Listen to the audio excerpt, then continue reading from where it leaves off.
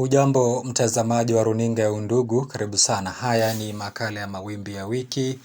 Tuweze kuzungumza yale ambayo yameweza kujitokeza wiki hii na wiki iliyopita, haya ya kisiasa na mengineyo. Atakayenisaidia kufanya yote ni mwaniaji wa kiti cha ubunge katika eneo bunge la Kathiani, Profesa Paul Mwania. Karibu sana. Asante. Asante sana. Mwanzo jitambulishe kwa mtazamaji wetu, alafu tuanze. Asante. Kwa majina naitwa Professor Paul Mwania. Mimi natoka katika kijiji cha Misuuni kwa Kathiani. Kathiani constituency, Machakos County. Na mimi pia ni msomi.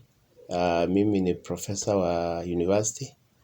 Na mimi pia ni mwathiri katika vyuo vyetu vya hapa Kenya. Moja ni Lukenya University, pia Machakos University na hata Daystar University. Asante. Ni vyema kwa kukujua mambo ya elimu, utakuwa unazungumzia kuhusu elimu na jinsi ambavyo pengine unapanga kuwanufaisha wakazi wa Kathiani na masuala ya elimu. Lakini mwanzo tuanze hapa. Unataka kuwania ubunge katika eneo bunge la Kathiani. Robert Mbui amekuwa pale sasa hivi, nadhani ni mwaka huu ni muhula wake wa tatu. Muhula wa tatu, yes. Na mwanzo kabla hajaweza kuingia ndani katika kama mbunge, alikuwa mwenyekiti wa kamati ya CDF. Kwa hivyo ni kiongozi yule ambaye ako na haiba yake na ako na uzoefu na tajriba katika uwakilishi. Sasa hivi mbona unatazamia kuweza kumuondoa mamlakani? Asante.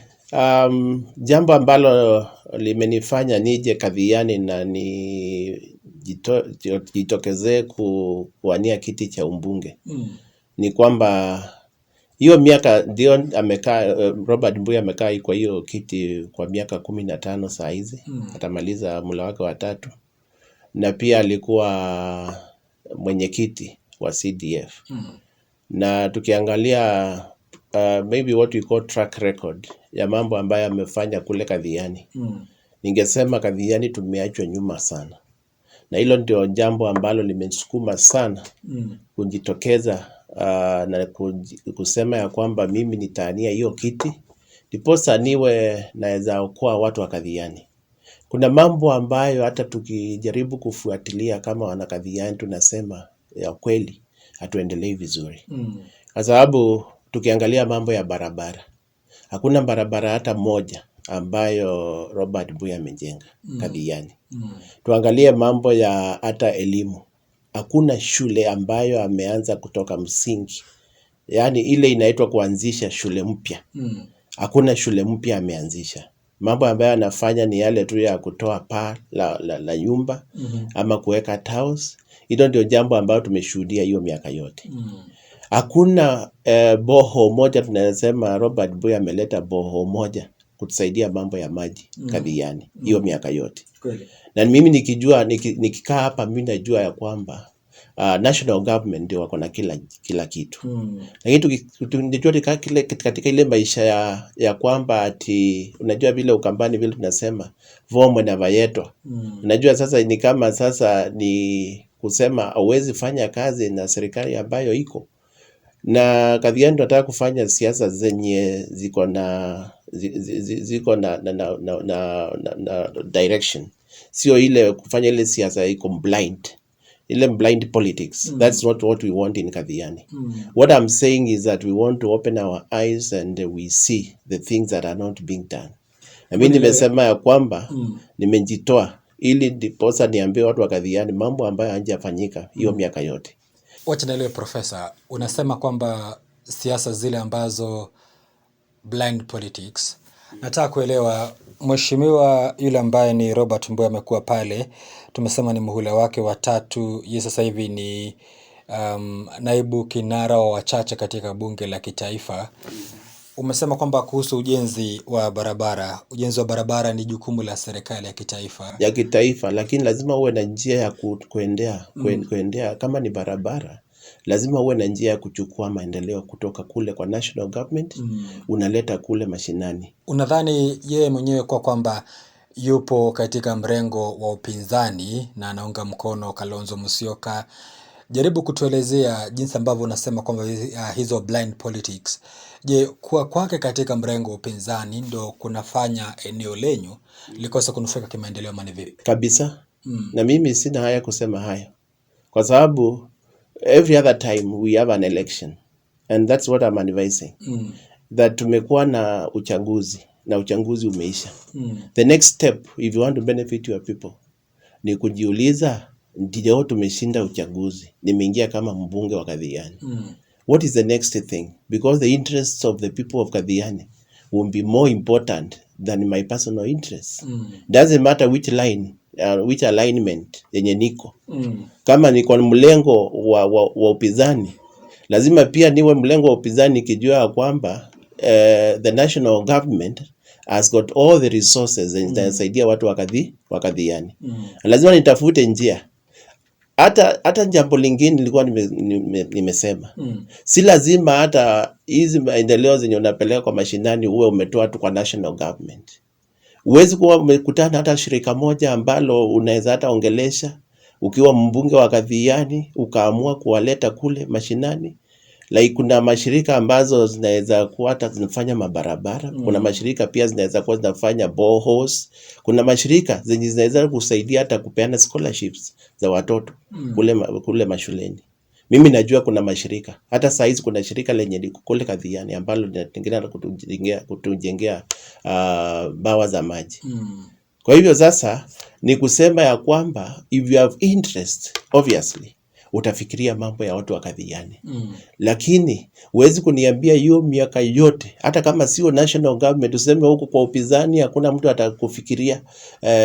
atakufikiria kupea anything if you are in the opposition. But even when you are in the opposition, you can still package yourself that you are still in the opposition and you can still be able to reach some of your good friends. Like recently tumekuwa na mbunge wa Mwala ambaye alikuwa amesimamia stima. Angeenda pale aongee na Kawaya. They are good neighbors. Angeenda ambie Kawaya, hata kama niko kwa opposition, my friend, nirushie tu transformer kadhaa nipeleke kule Kadhiani. Ndiposa ile giza yenye iko Kadhiani tuwe tumeipunguza. Lakini we have not seen anything tangible yenye Kadhiani tumefanyiwa. So over time sisi tumekaa tumeangalia wale wengine wakiendelea kimaendeleo na sisi tuko pale tumekwama tu. Kweli. Kwa hivyo hilo jambo ni jambo ambalo limenisukuma sana. Niko na msukumo sana. Kuambia watu wa Kadhiani tumeachwa nyuma sana. Haya. Ili tuweze kuzungumzia azma yako vizuri, hebu tuzungumzie hili. Bunge la kitaifa wao ndio wanatenga zile hela na jinsi ambavyo zitatumika katika ule mgao wa bajeti. Wao ndio ambao wanaweza kupitisha bajeti. Iweje kwamba lazima uwe serikalini ili uweze kunufaika kimaendeleo, na haya mambo ya kimaendeleo yameweza kuorodheshwa vizuri katika katiba? Mbona siasa zetu tusizibadilishe ziwe kama za Wamarekani, kwamba ni jukumu la serikali kuwanufaisha wote pasipo kujali huyu ni mrengo upi, huyu ni mrengo upi? Na sasa unajua sasa ubaya sisi hatuko kule Umarekani ambapo sasa hiyo democracy iko ya kwamba hata kama mlengo gani maendeleo mtapata sawa sawa. Sasa the environment ya hapa Kenya ni kwamba kama wewe uko opposition, and it's very normal even in our families. Yule mtoto ambaye labda akusikizi kama mzazi na hata akupei heshima unapongawa maybe mali yako, sijui kama we mtoto utampea sawa sawa na yule ambaye anakusikiza. It's very human, but we also say it's a bit unfortunate. Kwa sababu tuko Africa, in the African setting, ambapo sasa kama huko kwa mlengo wa serikali ni kama pia wale wengine wakipewa mabarabara sisi hatupati. Na ndiposa nimeona ni vizuri tunjipange kama watu wa Kadhiani, tuseme ya kwamba we need to be very intentional ya kwamba uchaguzi umeisha. Na tunakaa kama jamii tunajiuliza sasa which is the direction tutafuata.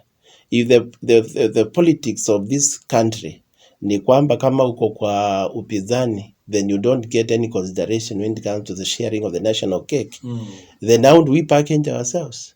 And quickly as a people tunaweza tu kujipanga vizuri. We can repackage ourselves and we say this will be the formula for us to benefit our people, but not remaining at one particular position where we are disadvantaging the electorate, because our watu wamepiga kura, they have a lot of expectations from us as a people and as leaders, and they are looking upon us to see how best we are going to package ourselves to also benefit them because they voted for you. Okay. Kwa hivyo sasa mimi nimesema ya kwamba nikiingia lazima tufungue macho vizuri, tuone serikali fulani ndio wameshinda. Kama ndio wameshinda, sasa tunajiuliza maswali kama wanakadhiani, which direction tutafuata gani ndiposa tunufaike kama jamii ya Kadhiani.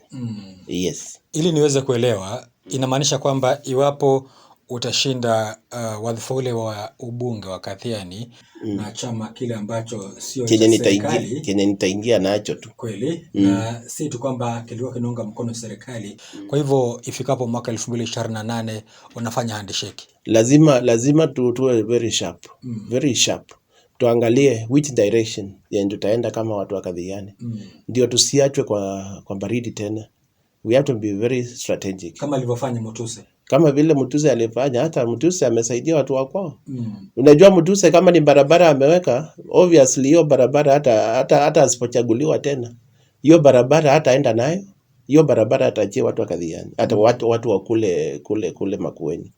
Kwa hivyo Kibwezi West will stand to benefit from the small developments. Kama ni damu imefanywa, Mutuse hataenda nayo hata asipochaguliwa second term. So what we are saying is that we need to be strategic to get development projects done in our area, and we have to be very strategic in this. Okay. Kwa sababu any other time and any project yenye imefanywa, obviously mimi sitaenda nayo.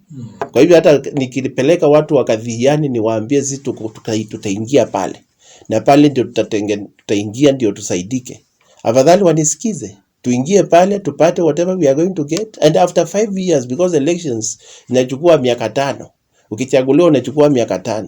The next time we will be getting to another election, tutakaa chini tena tujiulize mnaonaje watu wa Kadhiani. And that is what I am calling inclusive politics, whereby I'm including everybody in the decision making, so that we decide as a community, not as an individual, because we have to be very strategic to benefit to the best of our levels as a community. Kwingine wanasema kwamba ng'ombe yule ambaye yuko na maziwa ndiye ambaye anakamuliwa. Yes. Japo sio neno. Tuzungumzie hili. Siku 100 zile ambazo unatarajiwa kwanza kuingia katika, iwapo utaweza kuchaguliwa.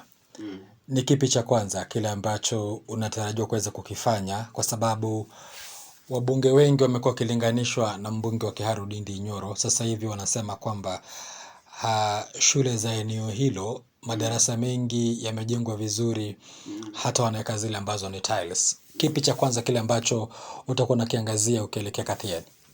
Jambo langu la kwanza, na nimesema in my manifesto, jambo langu la kwanza ni elimu, and that is what I want to focus on. Nimesema Kadhiani we want quality education. Sio elimu, sio bora elimu, ni elimu bora. Na tutapataje elimu bora? Ni kwamba kila mwanafunzi awe darasani January to January.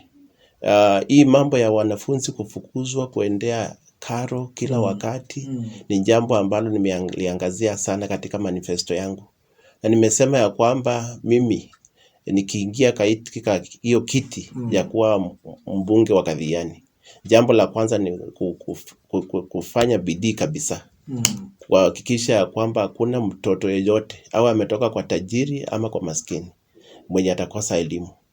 Na nimesema hata vile umeongelea mambo ya Ndindi Nyoro, ni mfano ambao tunaweza kuiga sisi wote. Tuseme ya kwamba kama Ndindi Nyoro anafanya hili na lile katika sekta ya elimu, kwa nini hata sisi pia tusiige huo mfano?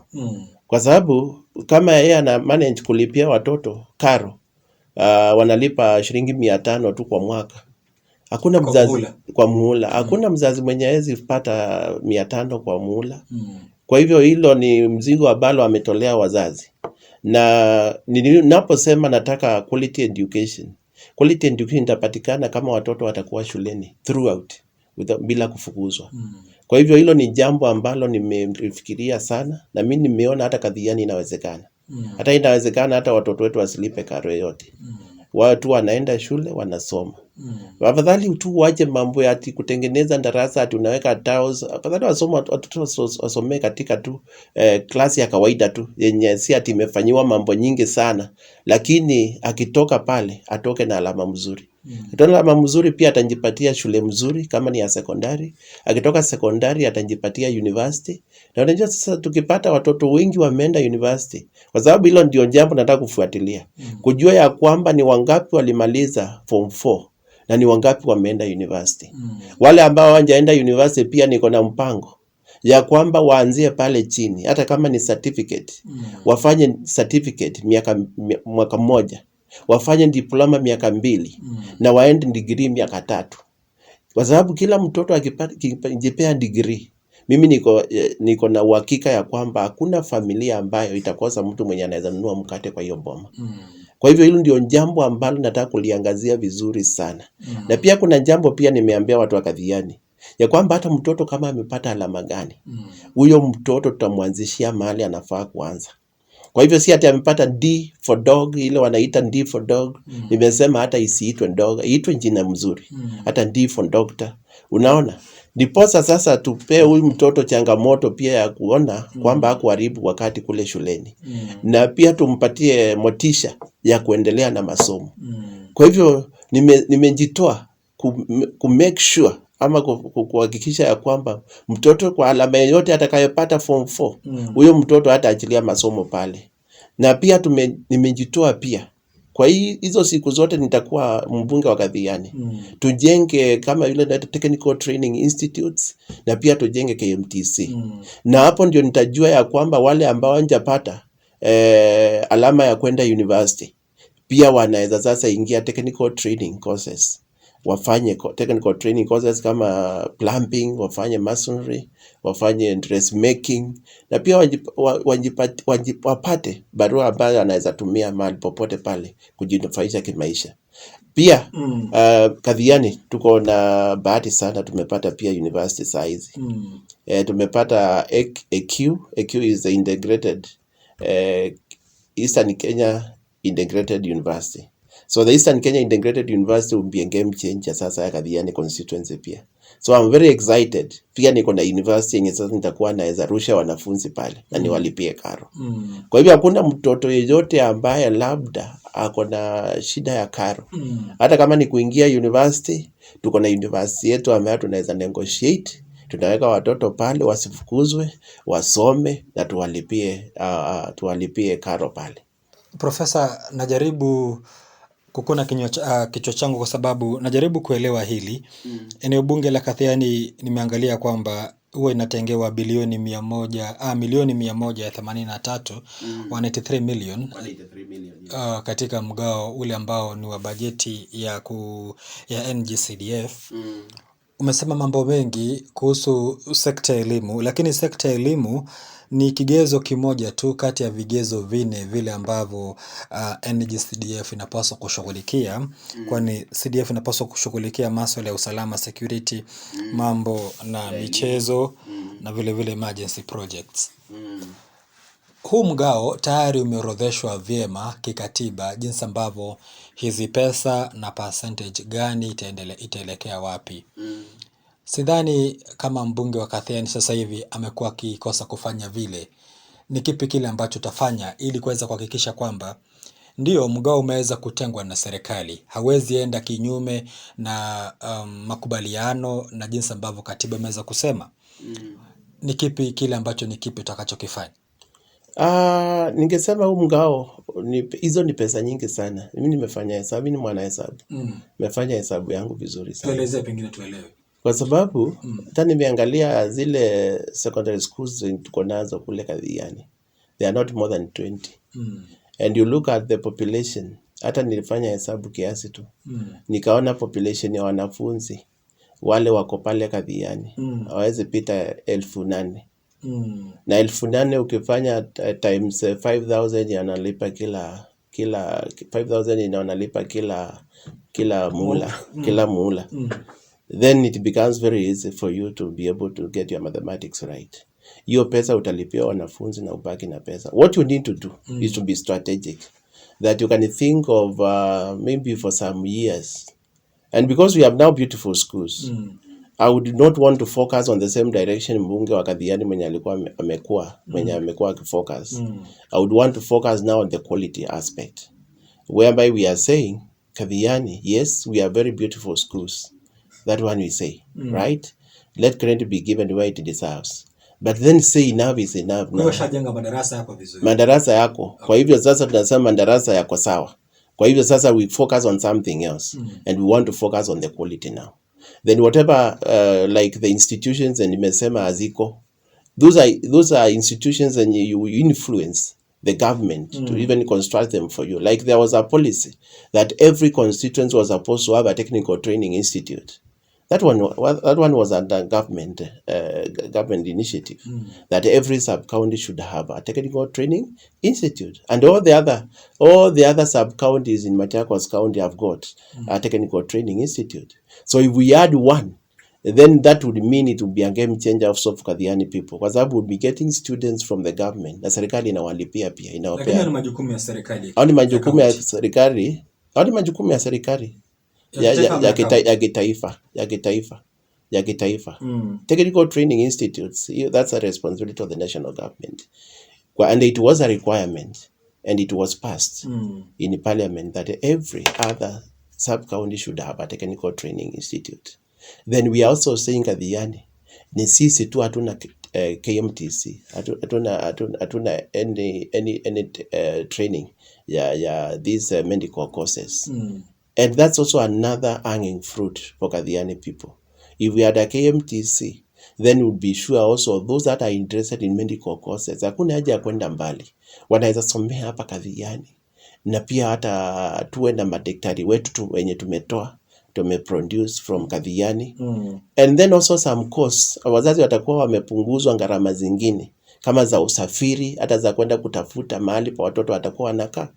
Imagine a situation is that the KMTC is just in your neighborhood. Ni kuamka tu unaenda tu shule, unarudi jioni nyumbani. Kwa hivyo hata hauna shughuli ya kutafuta mahali mtoto atakaa, hakuna shughuli hata kulipa karo yenye inatoshana hata na maybe school fees, because some of them are going too far. And that's a big expense for the parent and the common parent. Kwa hivyo hayo ni mambo ambayo pia nitaka kuzingatia. Na kwa sababu it's an issue of influence, let me say this, that some developments you don't need even to spend whatever has been allocated to you as a sub-county. You may need to influence development. Influencing development means that you know the people that are responsible. And I even said you can even get some into partnership with some organizations. And now there are some organizations that are willing to even do so much in the villages. Yeah, even NGOs, even the non-government organizations. They will be more than willing if you partner with them. You just need to write a proposal. You don't need to be very strategic. Write some proposals, pass to them. Even as at my level, we've been able to do some proposals. We have got several boreholes in my village through proposal writing. Imagine if the member of parliament was to be a signatory in some of the proposals that he wants to take to his region, then he would be able to influence development in our local community. Kweli. Yeah. Sasa tuzungumzie hili Profesa Mwene kuhusu, tumezungumza kuhusu utumizi wa hela hizi zile ambazo ni za NGCDF. Milioni 183 na zaidi ni pesa nyingi, zile ambazo iwapo zingetumika vizuri wakazi wangeweza kufaidika. Matumizi haya ya fedha, pengine iwapo tutaweza kuchaguliwa, utahakikisha vipi kuhakikisha kwamba hizi pesa zinatumika vizuri? Kwa sababu nakumbuka, nadhani mwaka jana kulikuwa na visa vya ufujaji wa pesa ama ufisadi katika maeneo bunge mengine, eneo bunge la Narok North, Nakuru Town West, na vile vile Kajiado South na Bonchari. Na kikubwa kile ambacho kiliweza kujitokeza ni kwamba pesa zile ambazo zilikuwa zinafujwa ni zaidi ya milioni 50 kuendelea. Ukiondoa hapa milioni 50 ni pesa nyingi. Ni pesa nyingi sana. Pengine ni mikakati ipi ile ambayo unaweza uko nayo kuhakikisha kwamba hizi pesa zinatumika vizuri nikikuibua siri katika kaunti ile ambayo ni ya Murang'a, eneo bunge la Kiharu, kuna jinsi ambavyo wanatumia pesa zao. Unafanya nini kuhakikisha kwamba hizi pesa zitaibiwa? 103 million ni pesa nyingi sana kwa Kathiani. Na nilipokuwa nasema kuhusu mambo ya CDF, jambo ambalo ningetaka kuzungumzia ni kwamba tukipewa hizi hela, hata kwa maendeleo yote ambayo yanafanywa Kathiani, kama hizi pesa zote zingetumika Kathiani, you can imagine how would improve our economy of the area. Lakini the problem is that hii pesa haitumiki Kathiani. Kama ni darasa linajengwa, acha nikuambie ukweli, ya kwamba hata materials ya kujenga hiyo darasa hayatoki Kathiani, yanatoka mahali kwingine. Contractors wanatoka wapi? Contractors pia wanatoka mahali kwingine. You see now. So that means that contractor kama sio wa Kathiani amepeleka pesa mahali kwao. Akilipwa anaenda, utumizi wa hizo pesa zinaenda kutumika kwao. Materials kama zinunuliwa Kathiani, inamaanisha hiyo pesa ya materials yote inaenda mahali kwingine. Jambo ambalo nitahakikisha ni kwamba kama ni project inafanywa Kathiani, kama kuna materials yananunuliwa Kathiani. Kama ni contractor anafanya kazi Kathiani, kuna watu ambao wanajua mambo ya ujenzi. Wafanye hiyo contract watu wa Kathiani. Watu ambao watachukuliwa watu wa mkono pia watoke Kathiani. Diposa hiyo pesa yote iwe inaweza circulate within the economy. You can imagine in a year if you have 103 million ikitumika pale Kathiani, the economy will improve. Yule mtu ambaye ameweka kazi ya hardware, tumchukulie simiti pale. Yule mtu ambaye ameweka hardware, tuchukue mabati pale, misumari, kila kitu. Mtu ambaye ako na ujuzi wa kujenga, ajenge pale. Mtu ambaye anaweza tumika kama mtu wa mkono, atumike pale. Tuko sure hizo pesa zote ambazo tumepewa kama Kathiani, zote zimetumika pale Kathiani. Lakini ukweli ni kwamba tunapokaa pale hapa sasa hizi, na tunapoongea saa hizi, pesa nyingi sana zenye zinapeanwa za CDF hazitumiki Kathiani. Kama ni mradi unafanywa Kathiani, materials toka mahali kwingine hatujui zinatoka wapi. And it's a question that we have been asking as a people, that we are saying if these monies could be just pumped into Kathiani economy, then you'll be very sure Kathiani would be too far in terms of development as compared to the state in which it is now today. Kwa sababu Kathiani, we are poor. Acha ukweli useme. We are very poor. And there's some indicators of underdevelopment. I'm an economist also. Some indicators of underdevelopment would be a situation whereby in Kathiani there is no single bank. What is the indication? Is it that Kathiani people, it means that Kathiani people hawana jambo ambalo wanafanya inawapea hela ambazo wanahitaji kupeleka pale kwa bank. So you can imagine, if in Kathiani as a whole constituency, hatuna any bank. Neither do we have even these small banks that are coming up. There is no single bank that has seen the purpose of even coming to Kathiani, because banks will be attracted by the cash flow. Kama kuna cash flow, banks will be there. If there is no cash flow, then there will be no need of them even investing in such kind of a region. So the indication is that our levels of poverty are too deep, that tuko chini sana in terms of development. And that is why nobody has seen any interest of coming to invest in Kathiani. We could be attracting people also to come and invest if we had good roads also. If we had a good road infrastructure, if we had also electricity connectivity in the regions like 3-phase, some people would even think of coming to invest in some cottage industries. But nobody would be willing to invest because, one, there is no good power that can allow them to run their machines, right? The road network still is not so good that somebody can be able to transport. If you are producing anything perishable, then be sure that you are not sure whether it will be able to reach the airport at the required time. Sawa. Profesa, kwa sababu haya majukumu mengi yale ambayo unazungumzia ni majukumu yale pengine serikali ya kitaifa inaweza fanya, na jinsi ambavyo umeweza kusema pengine ushirikiano.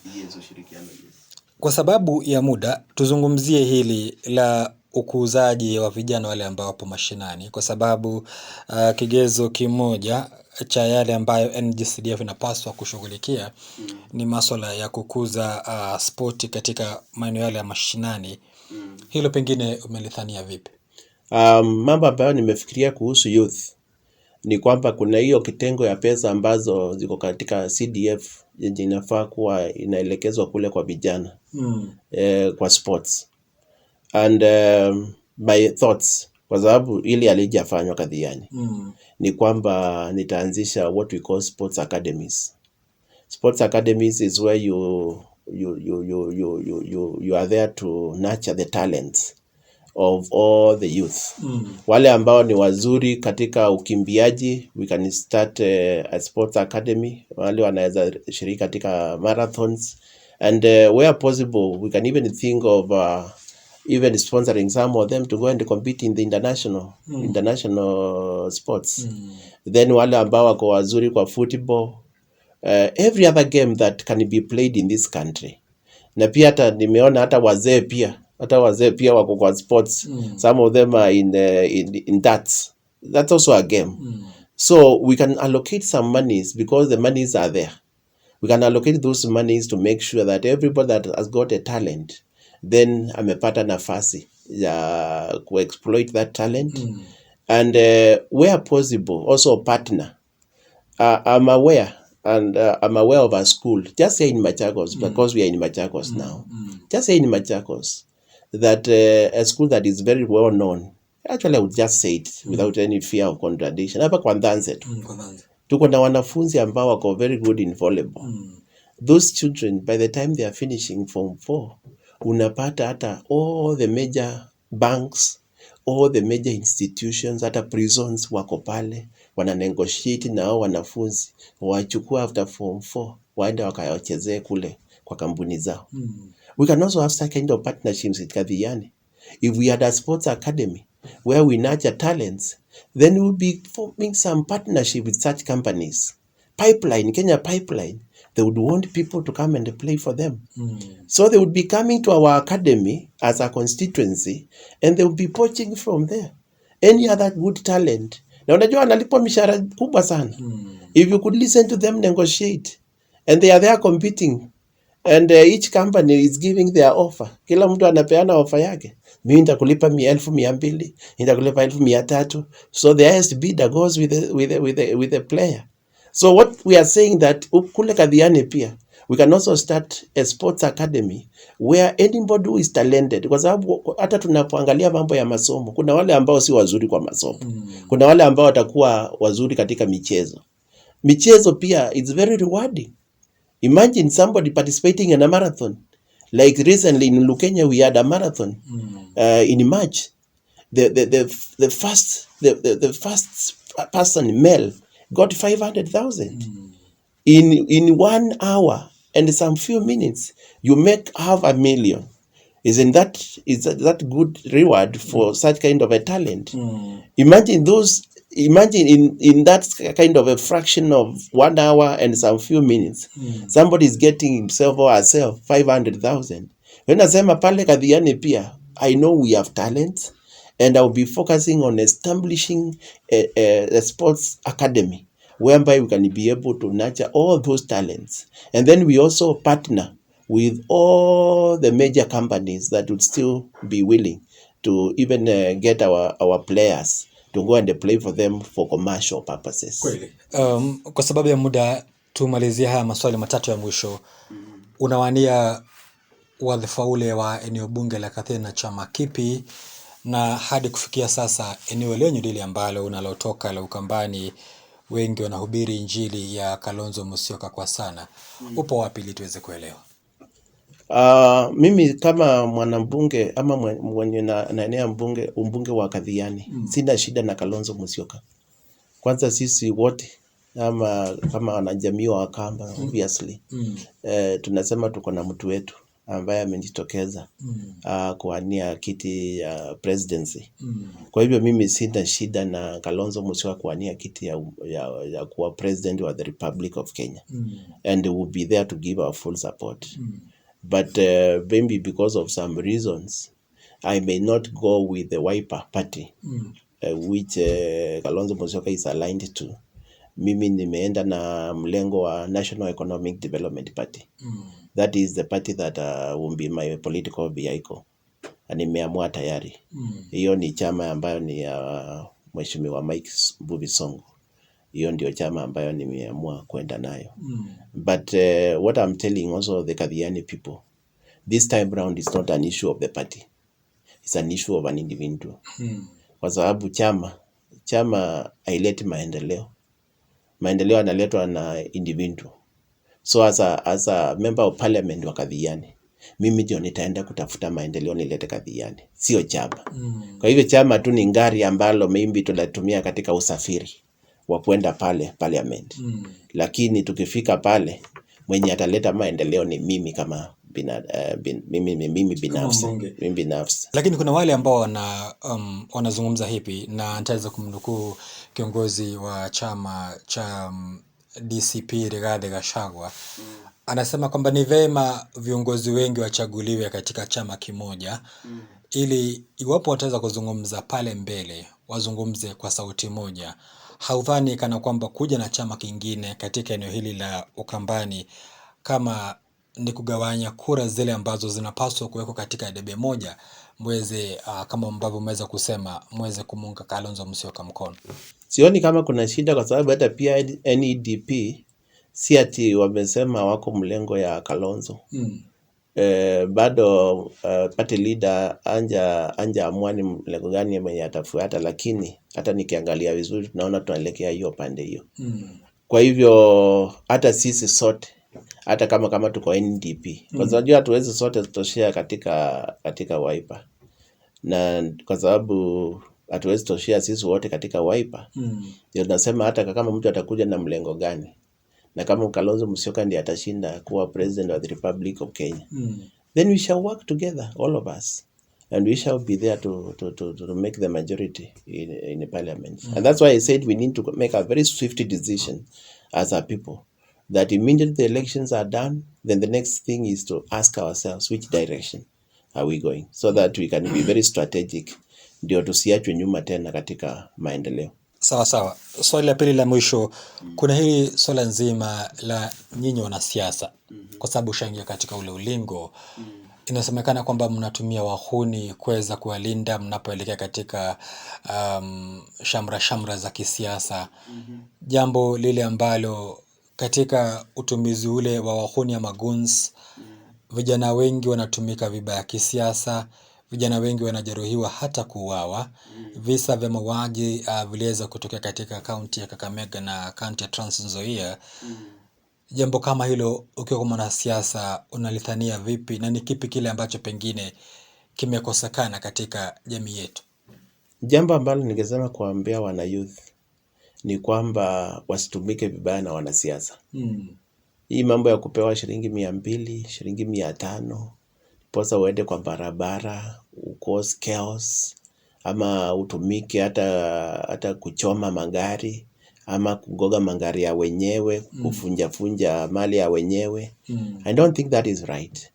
I want to advise the youth ya kwamba let's not be misused by the politicians. Now, very recently nilisema pia in one comment I was making, nilisema wanasiasa, kama mnataka goonsism ama mnataka goons, first of all front your children. Pelekeni watoto wenu pale mbele kwanza. Kama ni mambo ya demonstrations, let them be in the front for them to demonstrate and show the rest of the Kenyans that yes, you are committed into that call of demonstrating maybe for your rights and whatever thing that you want to achieve. But let us not misuse our youth. The other thing that's why youth are being misused is because they stand to be vulnerable. Hawana kazi, kuwatia a token ya 200, then they feel it's like they can do whatever you tell them, hata kama ni kuingia kwa shimo. One thing that I want to do for Kathiani people is to ensure that I empower my youth such that you cannot buy them with small tokens. Ukiwaambia chukua hii 500 enda kwa barabara uka demonstrate, they will tell you no please, we don't have any good reason of going to demonstrate. And because if we could empower our youth, even in the whole republic, there will be nobody you can hire to go and do such kind of dirty jobs. So the only thing and the only undoing for a country like Kenya is because we have a lot of youth that are just sitting idle in marketplaces. Every other time you go to a small market and you are finding a lot of youth when you wamekaa pale hawana kazi ya kufanya. And they are so desperate to a point whereby even 100 shillings to them is a lot of money. I want to assure the youth, and maybe for the leadership that is coming during my regime, that we are going to change the narrative of this country and even for Kathiani. That hakuna mwana youth mwenye utapata kwa barabara amekaa bure. All of them will have something to do. Either we get them jobs, those that can work, those that can do projects, we get them projects that they can be able to do. We empower them so that every morning wakiamka wanaenda kazini. Na mwana youth mwenye ameenda kazini, ameshikana kule kazini, ana time ya kutumika kama goon. Lakini wanachukuliwa kama goons kwa sababu hawana jambo la kufanya. Pia hawana pesa, hawana hela. Hata ni kama they feed from hand to mouth. Every small token they are getting. And some of them, they are not even buying food. Yeah, they are buying these cheap drinks. They'd rather kill themselves because they have not seen any purpose of this life. Kwa sababu wengine hata wamesoma. And they are just there without jobs. It's a bit desperate. It's a desperate situation. And especially in my region. And that's why I say poverty. You can easily see poverty with your eyes in Kathiani. When you look at the number of youth wenye hawana mahali pa kuenda kila siku, like now go to the soko, to the marketplaces, and you find so many of them just sitting idling there. And that's something that makes me bleed in my heart. Yeah. Hatuna la ziada, nasema asante sana, pengine uko na usemi wako wa mwisho ili tuweze kumalizia. Asante sana. Nataka kuchukua fursa hii kwa kuwashukuru kwa kunialika nije katika studio zenu, na pia niongee na watu wa Kathiani na watu wa Kenya ya kwamba watu wa Kathiani na watengemea sana, and I will be watching to see the kind of decisions zenye watafanya 2027 because we have to change the narrative of Kathiani. Lazima tubadilishe mambo Kathiani. Na mambo yatabadilika kupitia kwa Profesa Mwani. Wanipe nafasi tuone katika hiyo 100 days ambayo unaniambia, those are 3 months. The first 100 days we see whether we won't start seeing things happening, things that have never happened before. I'm very sure and I'm committed for the Kathiani people, and I can promise them that I will deliver. I can promise them whatever I promise to do, I do. And let them just watch the space. Because, we say a lot as politicians. But I want to be a very different politician in Kathiani. A politician that Kathiani people remain to remember every other time. Because of the many things and the impact that I will have on these communities. Thank you very much for inviting me to this session. Thank you very much. Nimekuwepo naye Profesa Paul Mwani. Hapo ndio tunafungia kazi. Tumezungumza mengi yale ambayo yanafungamana na masuala ya utendakazi wa mbunge na majukumu yake atakayofanya atakapochaguliwa, iwapo ataweza kuchaguliwa. Tunasema kila laheri unapowania ubunge katika eneo bunge la Kathiani. Mimi ni Zablon Macharia, kwa usiku mwanana. Kwaheri.